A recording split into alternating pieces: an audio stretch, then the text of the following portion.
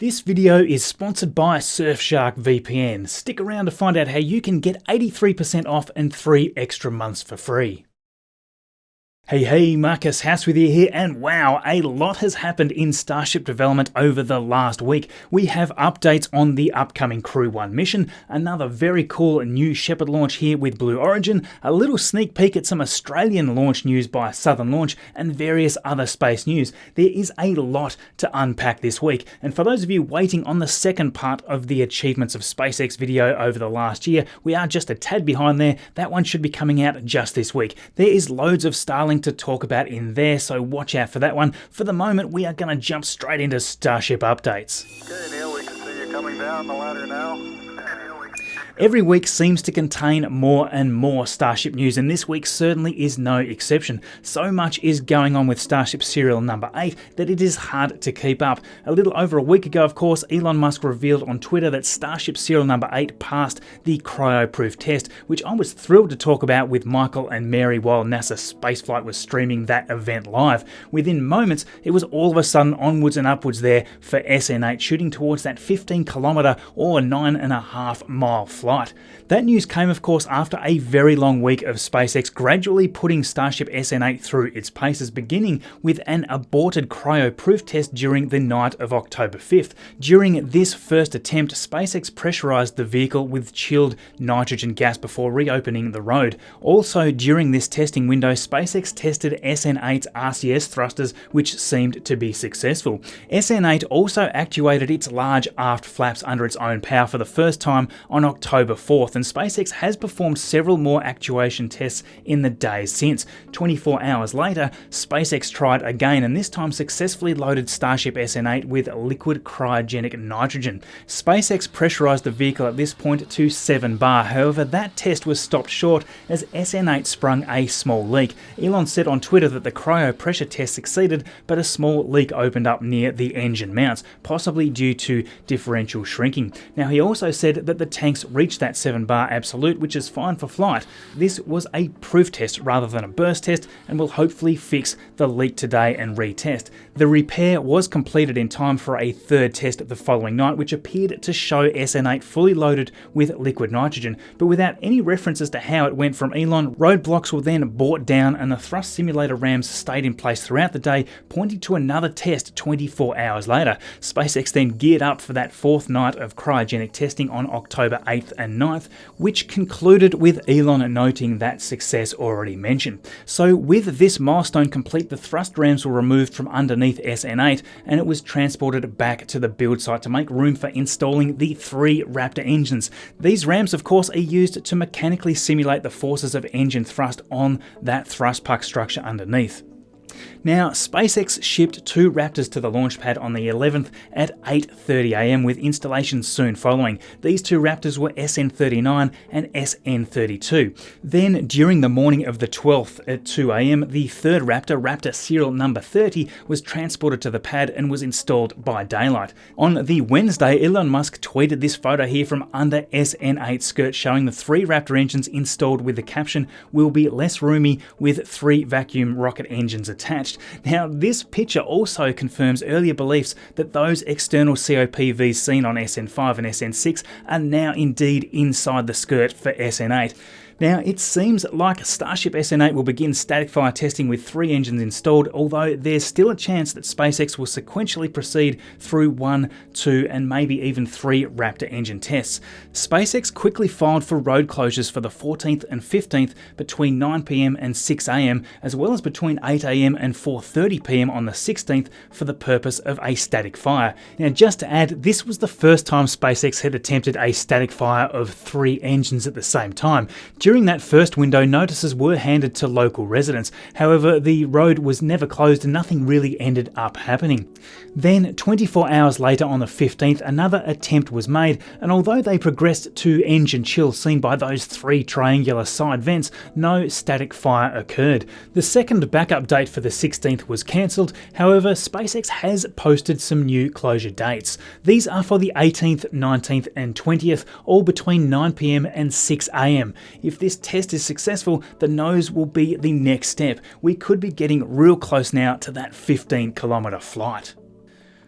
A week ago, over the weekend, SpaceX did dismantle 2 of the Pathfinder nose cones that sat outside for many months. These 2 nose cones were built by the team to test their construction methods to therefore improve future versions that will be used for flight. And talking about nose cones for flight, on Monday, Mary spotted the awesome shot there of SN8's nose cone in one of the tents with its aero covers already installed. Then just hours later, SpaceX started the installation of one of those forward flaps. RGV aerial photography captured this very detailed aerial view last week of SN8's forward flaps as they sat outside. In this image you can see the 2 attachment points at each end of the flaps with a hinge mechanism in the centre.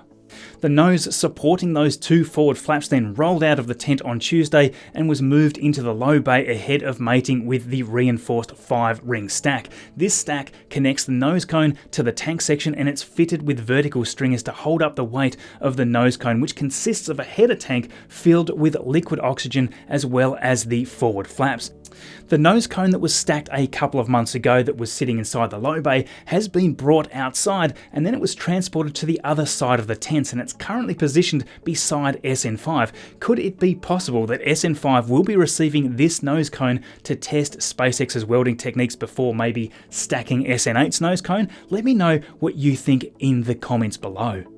Now, if you want to know more about how this flight of SN8 will likely take place, I talk more in depth about that in this video. Thanks so much for all of your support. It's certainly been a record few months for the channel. Every subscription and even taking a second to tap that like button helps a huge amount. And there's loads more news coming with Starship and Super Heavy, and I'd just love to share all that with you. Now, some more Super Heavy news this week with 3 new sections being spotted. These include a 4 stack with the label Lock Stack 2, a 2 stack with the label Lock Stack 1, and another 4 stack saying Fuel Stack. The speculated positions of these pieces can be seen on Brendan's awesome diagram here. Brendan asked Elon when Super Heavy stacking will commence, and Elon replied to this tweet by saying that the high bay should be finished except for the giant gantry crane within a few weeks. Super Heavy stacking should begin around then. Now, this confirms the speculation by many people on Twitter that the high bay will be receiving a gantry crane to stack the beast that is the Super Heavy. On this same Twitter thread, I did ask Elon whether he was talking about the volume or mass when he mentioned the 22% methane ratio. Elon replied saying that he was referring to the mass ratio. The liquid oxygen is much denser than liquid methane, even when the latter is cooled to just above freezing point. Now, from this, we can clarify that the tank dimensions in Brendan's diagram should be pretty close to the real thing. The crane that helped to construct the high bay dubbed Bluezilla by the public is now in the process of being dismantled. The high bay's main construction is therefore now complete, and workers are now adding the final touches by finishing the roof and adding the rest of the side panels. According to Elon, we are now weeks away from the completion of this huge building, with Super Heavy stacking commencing very soon thereafter. Eric on Twitter here created an animation of Starship Super Heavy launching out of Boca Chica and asked how accurate the flame diverter was. Elon responded to this one amazingly, saying that they are aspiring to have no flame diverter in Boca, but this could turn out to be a mistake. Now, a flame diverter is a system that safely diverts the rocket's exhaust pressure and intense heat away from the rocket and the launch pad. Without this, both the launch pad and the rocket could be damaged by the huge, immense forces, noise, vibration, heat, and debris. We all know that the best part is no part, but having no flame diverter is really intriguing. I'd love to know what you think of that one. Now, way back on October 3rd, SN9's tank section was fully stacked and is now sitting in the mid-bay awaiting for its own fins. Moreover though, SN10's aft dome was stacked on top of its skirt, and the 4 stack that makes up the majority of the liquid oxygen tank was moved into the mid-bay ahead of stacking with the common dome just days later. Also, there has been further work on the SN11 tank as the sections for this vehicle progress as well. The thrust section was sleeved and then flipped to its correct orientation. Furthermore, the very first pieces of SN14 were also spotted. This piece here is the downcomer, and it feeds the methane from the methane tank right down through the oxygen tank to the engines. Now, on top of all of that news, after SN7.1's recent test of failure, the tank was literally pulled off the testing mount a little over a week ago, and whilst lying on the ground, a digger could be seen just smashing it up and breaking it into smaller pieces. Rest in peace there, Starship 7.1. A bit of an undignified ending, but you did do your job perfectly. Now, a massive thank you as always to Boca Chica Gal and NASA Spaceflight for the incredible coverage. Also, just got to give it up for Neopork with some of these beautiful new renders. Seriously, these just seem to continue to get better each time. Somehow each post is even more detailed than the last. Corey as well has been working on some sweet renderings of the heat shield tiles here, and Eric continues to drop these full stack renders as well. There is so much to see on Twitter as the excitement grows for the upcoming developments. The huge talent there in the community constantly blows my mind. Make sure you are following them on Twitter. There are some big things coming. Now, some interesting news emerged this week with HBO developing a show that focuses on the achievements of Elon Musk and SpaceX, specifically highlighting the company's successful launch and landing of NASA astronauts Bob Behnken and Doug Hurley earlier this year. The limited series produced by Channing Tatum's Free Association will be based on Ashley Vance's 2017 biography of Musk titled Elon Musk, Tesla, SpaceX, and the Quest for a Fantastic Future, a copy of which I've had sitting right here on the shelf for years now. I believe a shorter title will be used for the 6-episode show, which sounds like it's going to be named just SpaceX. Now, recently we spoke of Firefly Alpha and the Stage 1 acceptance testing that it was undergoing. This is a small satellite launch vehicle, and this little beast has the ability to lift 1 metric ton to low Earth orbit, or 630 kilograms, to a 500-kilometer Sun synchronous orbit. Well, Firefly are quickly back in the news again with a fantastic milestone achievement. This is well worth a mention and celebration. The Stage 1 booster passed its final acceptance test as we see here. The Reaver engines were put to the test yet again with 165,000 pounds of thrust on display there. And now this successful final test means there will be one more inspection of the vehicle before it heads to Vandenberg Air Force Base, where it will be prepared for its first flight. Just a day before the final Stage 1 test, the payload attach fitting also completed its acceptance testing. This was the last structural component for the vehicle, so now all is in place to light this candle. Well done to all of you at Firefly. We can't wait to cheer you on as we watch your first launch.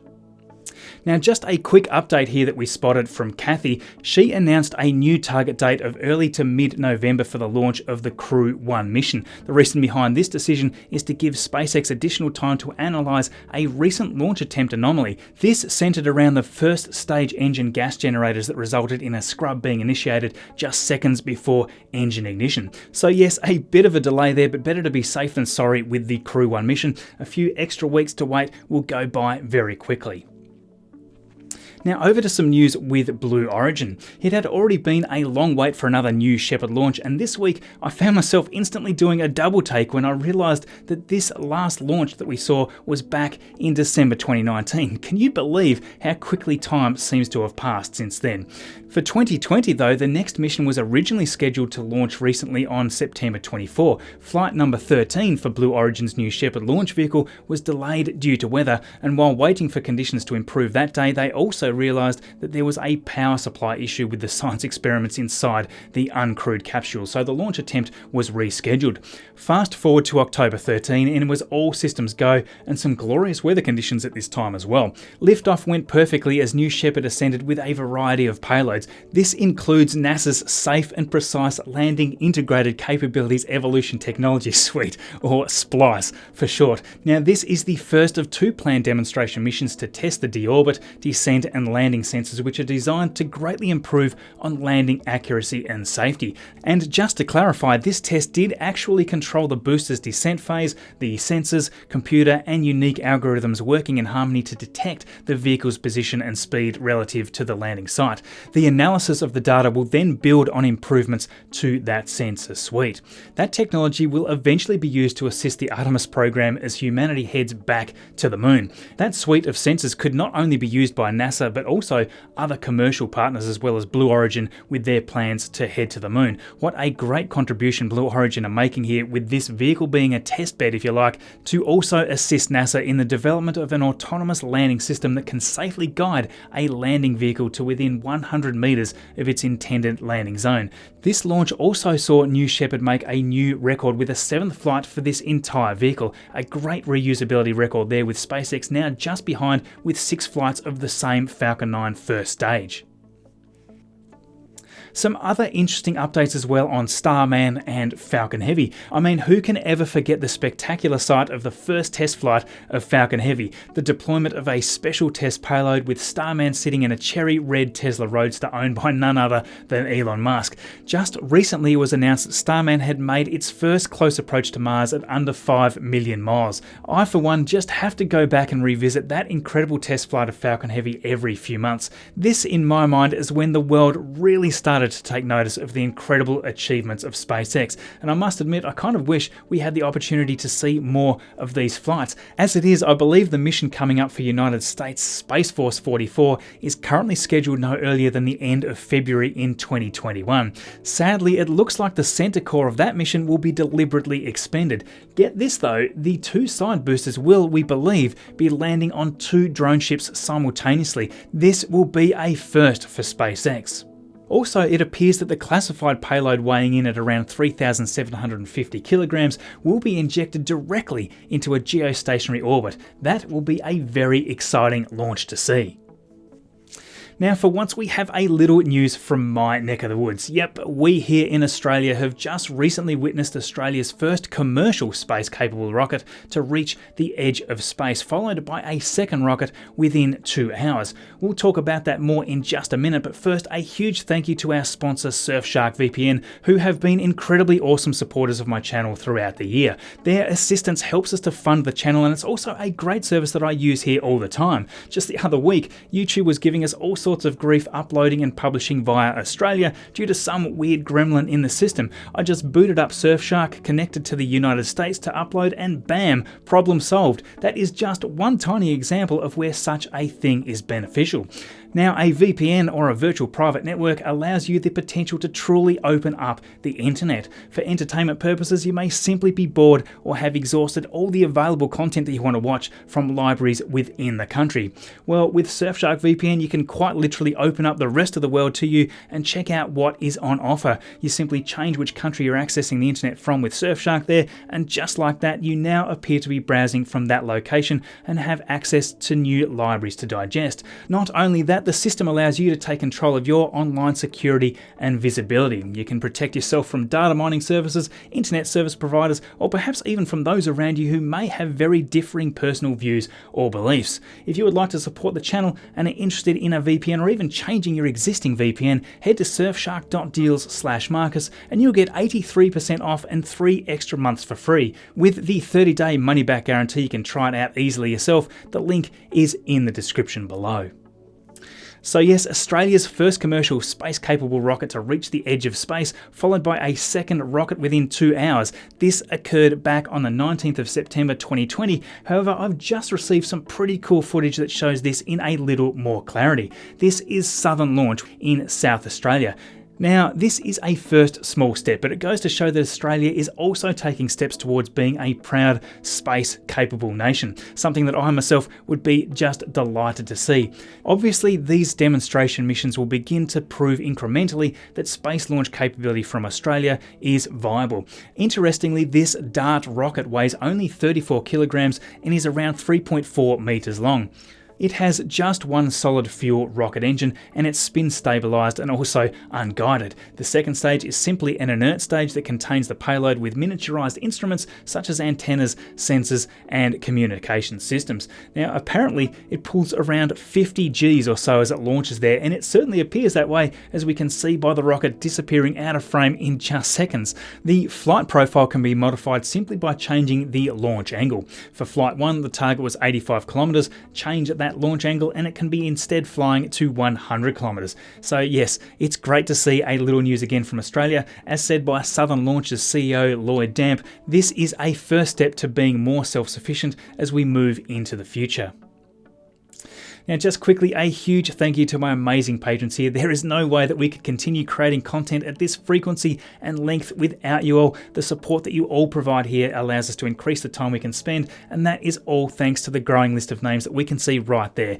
Thank you each and every one of you. As that list continues to grow, we can do even more, and this includes of course the work done by the production team, especially Brenton, Adam and Brendan, who benefit from this support and funded work as well. If you like what we're doing and would like to join our awesome patrons, head there to patreon.com/MarcusHouse. That gives you access to interact with me more directly via the linked roles on our Discord server. You can have early access to the videos to watch before anyone else. You can also have your name listed right there like all of these other incredible people. A massive thank you as well to my quality control squad here for helping me research and proof the material for all of these videos. If you're interested in these topics and would like to be a part of this, follow me on Twitter and please do get in touch. In the tile in the bottom left today, we have our video last week giving you a rundown of the incredible achievements SpaceX have had around Starship development and Crew Dragon. In the top right is my latest video, and in the bottom right, content that YouTube has selected from my channel just for you. Thank you everyone for watching, and we'll see you all in the next video.